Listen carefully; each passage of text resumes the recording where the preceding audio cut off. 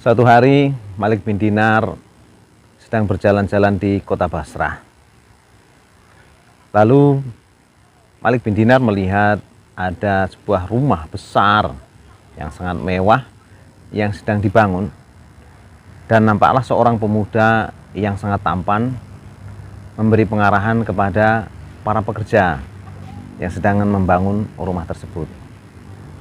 Tiba-tiba terbersit di dalam hati Malik bin Dinar dan dia berkata kepada temannya, alangkah tampannya pemuda ini. Namun sayang dia terjebak di dalam satu kesibukan yang tidak karuan. Dia sedang membangun rumah untuk dirinya sendiri.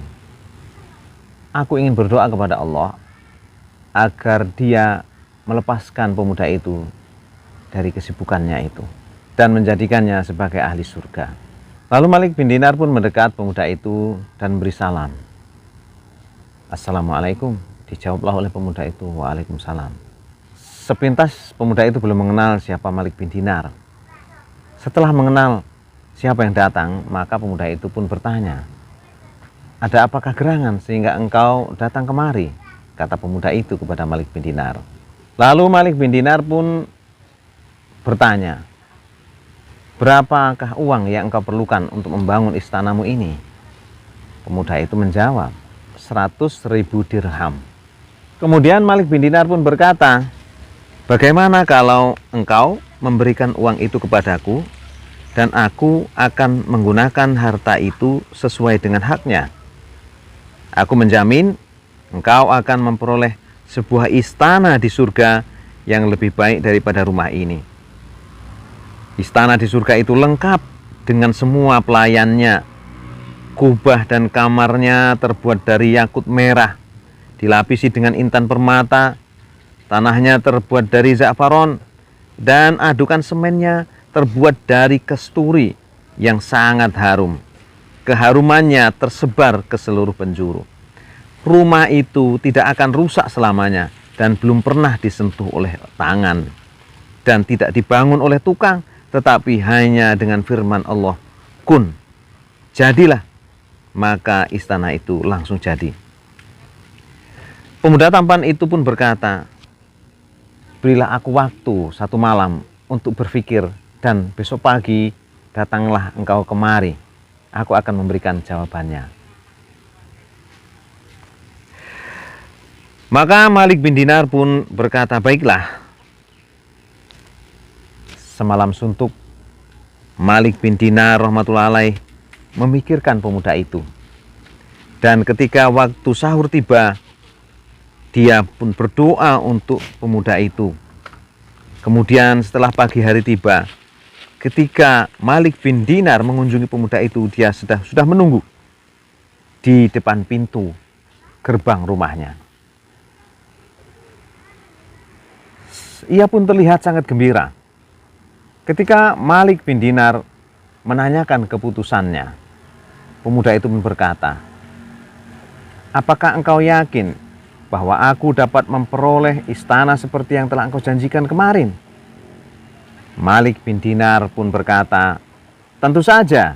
Maka pemuda itu pun meletakkan uang puluhan ribu dirham di hadapan Malik bin Dinar.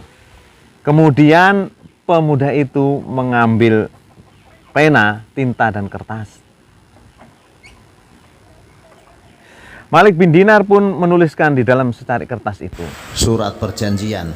saya, Malik bin Dinar, dengan ini berjanji dan memberi jaminan kepada Fulan bin Fulan bahwa ia akan memperoleh sebuah istana yang mempunyai ciri-ciri begini dan begini.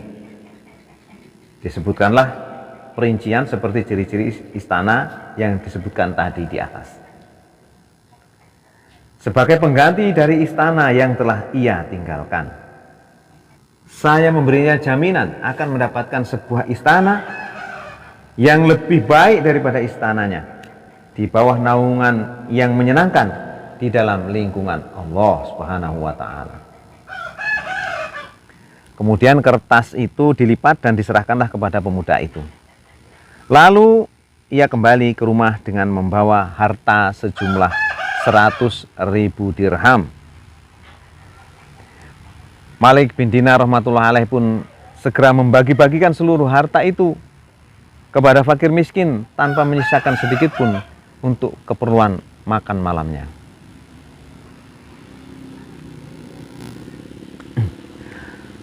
Hampir 40 hari setelah kejadian tersebut, ketika selesai mengerjakan sholat subuh, Malik bin Dinar rahmatullah alaih melihat secarik kertas di mihrab masjidnya, di tempat imaman masjidnya. Ternyata kertas itu adalah kertas wasiat atau kertas surat perjanjian yang ditulis untuk pemuda tadi. Di bagian belakangnya tertulis tulisan baru. Di situ tertulis, Allah Subhanahu wa taala telah membebaskan tanggungan Malik bin Dinar terhadap pemuda tersebut. Kami telah menganugerahkan kepadanya sebuah istana yang kamu usahakan untuk ia peroleh, bahkan 70 kali lebih indah.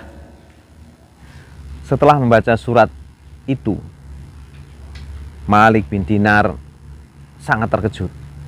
Setelah itu, maka Malik bin Dinar mendatangi rumah pemuda tersebut. Di rumahnya terdapat sebuah tanda berwarna hitam yang berarti sedang berduka cita. Dan terdengar suara tangisan dari dalam rumahnya. Ketika Malik bin Dinar bertanya kepada orang-orang di sekitar situ, maka diberitahukan bahwa pemuda tersebut meninggal dunia kemarin. Maka Malik bin Dinar pun menanyakan kepada keluarganya siapa yang memandikan dan mengkafaninya, siapa yang mengurusi jenazahnya.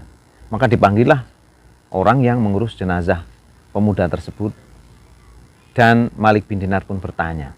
Orang itu pun berkata, sebelum meninggal dunia, pemuda itu berwasiat kepadaku untuk memandikan dan mengkafaninya. Setelah aku memandikan dan mengkafaninya, dia menyuruhku untuk memasukkan secarik kertas ini ke dalam kain kafannya, yakni di antara jasad dan kain kafannya.